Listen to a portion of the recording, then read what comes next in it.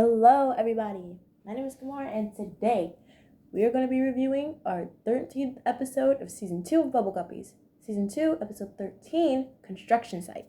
In this episode, Gobi loses his toy dump truck at a construction site and needs the other Guppies' help to help him retrace his steps to find it before a bulldozer crushes it. Now, this one, if you had to ask me, we already have a builder episode in the series so far, but to be honest, if I had to compare this one to back in season 1, Build Me a Building, this one kind of falls teeny bit weaker, just a little bit. Also, for some reason, I'm going to explain this later on when we get to another episode in the next season. This episode was always paired with a certain season 3 episode, which is actually one of my favorite episodes, not just in said next season, but the whole show. And it so for some reason got paired with my not so sort of least favorite episode of the series. But just because I say it's the quote unquote least favorite episode of the series doesn't mean it's not a decent episode. So the episode starts with, ironically, usually we have Molly and Gil, but we have Gobi and Gil this time around. They're playing with their little dump trucks, their little toy construction toys, which is really cute and adorable. I mean, come on, like I'm pretty sure. I don't want to call it a generic, but it's kind of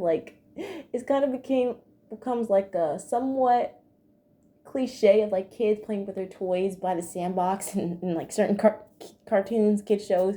I don't know why, that it just is. But they look over the fence and then they see a whole construction site going on. Kind of reminds me what we saw in like the beginning of The Lonely Rhino with Molly and Gil, when they looked over the fence and they saw the zoo over a fence in particular.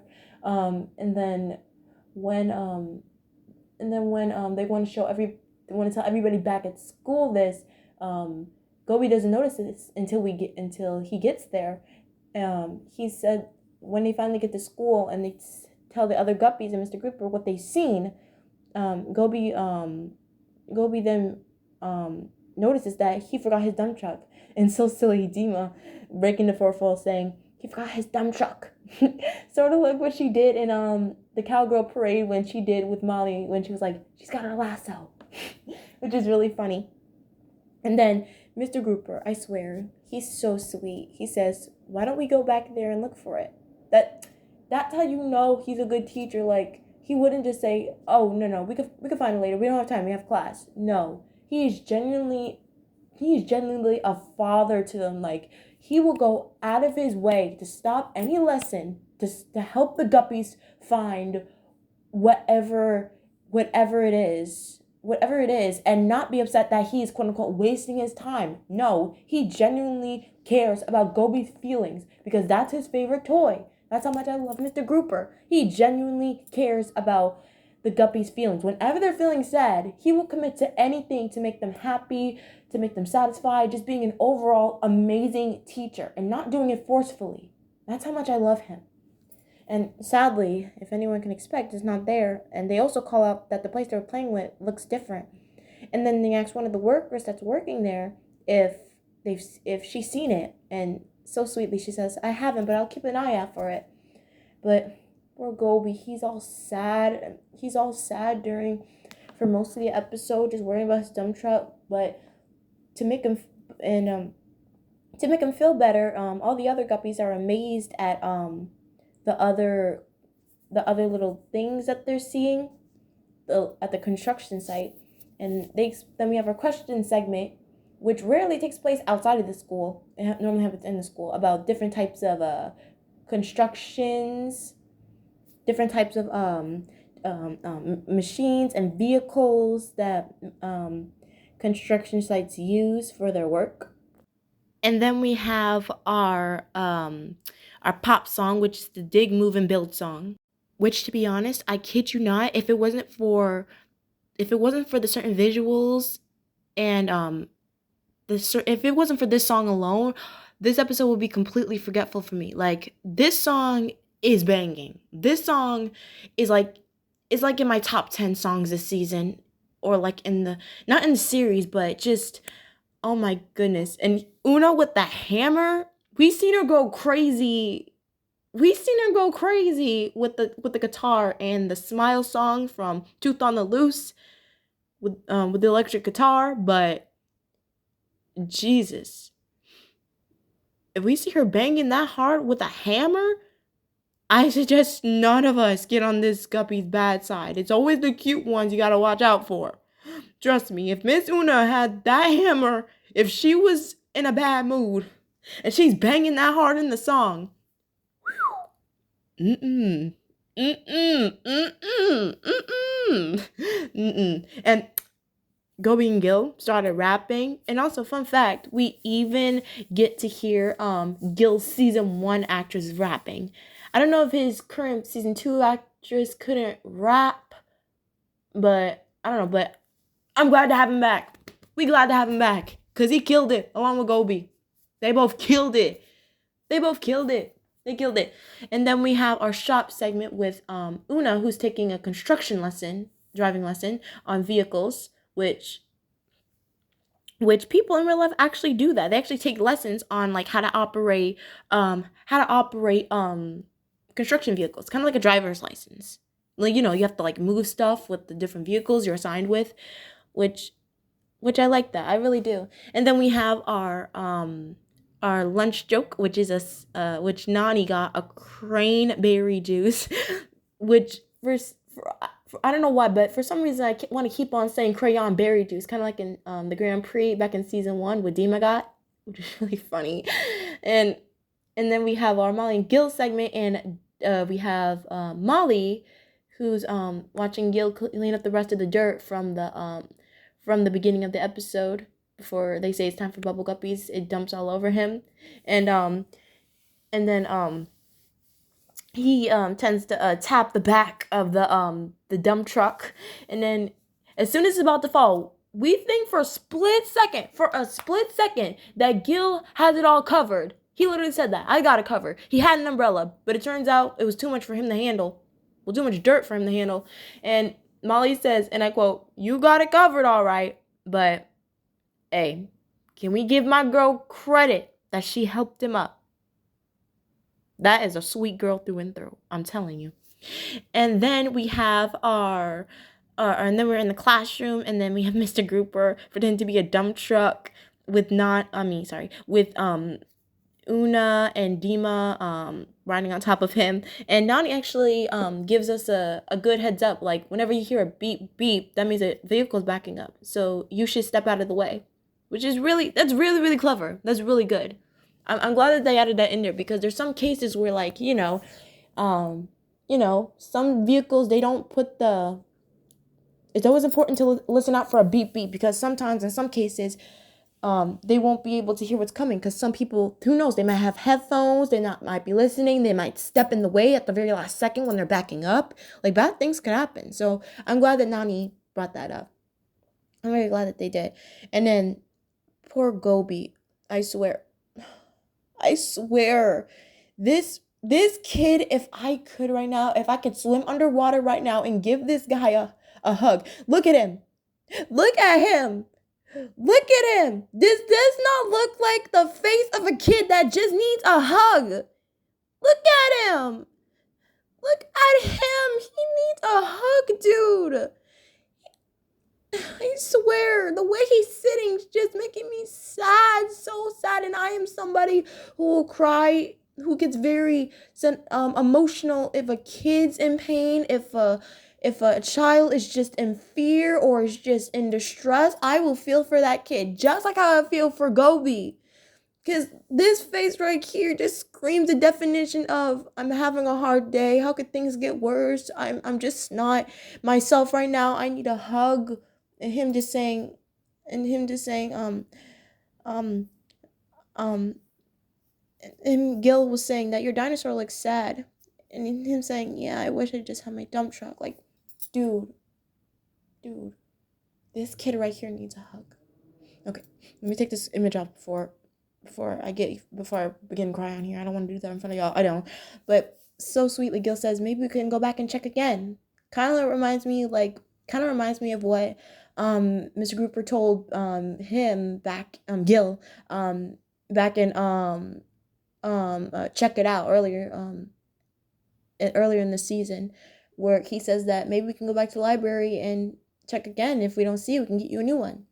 You know, I want to think that Gil took those with the what Mr. Grouper said to heart and tell it back to Gobi. That's what I theorize. I mean, it's possible. It's possible. It's possible. I don't see that not happening. And then we have, and if you notice when they're lining up, when they're clapping, when they're swimming in line, Gobi's still sad. Boy, oh my goodness. Makes me sad too. And then we have our story segment with Una and Nani in the prehistoric land of dinosaurs. And the dinosaur designs of them mixed with hybrids with construction vehicles. I would say they're not the worst, nor are they the best. That's just my opinion. And then we have our quote unquote villain in the story. Sorry, I forgot the names of the constructosaurs. I'm sorry. The big dinosaur, the gray one, I forgot his name. I'm sorry. I'm trying to remember. You know, it's okay. This is one of the rare instances in stories in the stories where it's the Guppies that misunderstood the villain. Kind of like and I'm kind of giving a Humunga Truck vibes, because you know we have Una and Nani in the story about like vehicles and stuff, only it's animal hybrid vehicles, but really the big dinosaur, he just wanted to go swimming. So yeah, I mean, and it's crazy that the only words that they said to make him cry was "leave us alone." Yeah, like Jesus. I mean, hey, listen, not calling the big guy dramatic, but I wouldn't be surprised if somebody got that dramatic in the heat like this. They did say it was high. Also, I'm getting pretty strong Flintstone vibes from this story in particular. And then we have our dance song, "Push That Dirt Away," which we actually got a new tune in this episode. And out of all the songs that they like kept on repeating in this season and next season too, this tune is by far one of my favorites, because it has like a little disco vibe, and I love Gil's vocals in this. It's just so good. Honestly, whenever they use this tune in particular, anybody who sings it, they honestly have good rhythm. They honestly have good vocals. And then we have our Molly and Gil segment, another Molly and Gil segment with instead of a dump truck, Gil has a crane. And the way he's playing with it, I got flashbacks from Gup in a way when he's playing with a seat. I did. And then once again, Molly saying, "I wouldn't do that if I were you," because he kept on doing the open, close, and then he got too close to the crane again. What am I saying again? And it managed to grab him and have him dangling. And then finally we have our field trip, which is construction rodeo, which is a really creative concept. And I love the hats. I love it. They're a mix between cowboy hats, and construction hats, which I like that. Also, this won't be our last time that we see Mr. Grouper host an event in this season. We're gonna see it. We're gonna see two more times in this season. And once again, Gil and Gobi are asking the same construction worker, have she seen the truck, Gobi's dump truck? And once again, she said that they haven't seen it. Even her whole crew looked for it. But on the bright side, she said that why don't you guys watch the rodeo, and after that we'll see what we can do. And poor Gobi, he's still sad, and it just breaks my heart, dude. It breaks my heart. My heart breaks for this kid. It does. It really does. Man, poor Gobi. Poor Gobi. So, anyway, everything's going good. We have a lot of dump trucks. Poor Gobi's still looking sad, but he starts to perk up a little bit when he and Gil see Eldozer, and I'm getting some pretty big Blaze in the Monster Machine vibes from here. Pretty big. And while he's moving the dirt, Gobi then spots his dump truck in the thing, and he says that Eldozer's gonna bury it. And they get out of their seat, and then Gil's saying, "Stop the rodeo!" And then they point out to the construction worker that they see Gobi's dump truck, and Eldozer's gonna bury it if they don't hurry up. And so sweetly, she gets out of her seat and she says, "Come with me." She's helping these two kids get one of their dump trucks back, which just comes to show that she's just as kind-hearted as Mr. Grouper is, just so sweetly. And I mean, I kept on, this will always linger on my mind, like, couldn't you, I mean, Gil literally said stop the rodeo, couldn't you stop the one who was driving Eldozer to stop as well? Well, I'm gonna tell you later why I think Eldozer might be alive. You'll see later. You'll see later on in the end. But just at the last second, we use the crane again, and we even have some interaction of when we get over the Gobi's dump truck. Tell us now. And just at the last second, they managed to nab it, and they finally managed to get Gobi's dump truck back, which it just makes me happy, and I'm just so happy they managed to get it back. He's thanking everyone, especially Gil and Mr. Grouper, saying that I was nearly at the edge of my seat. And then we go back to where we started. Gil and Gobi just playing with their trucks again. Like, is that not the sweetest thing ever? And then the construction worker says, "What do you say to that, Mr. G?" And he says that I think I want to play too. Which just comes to show you, Mr. Grouper is the great definition of, if you can't beat him, join him.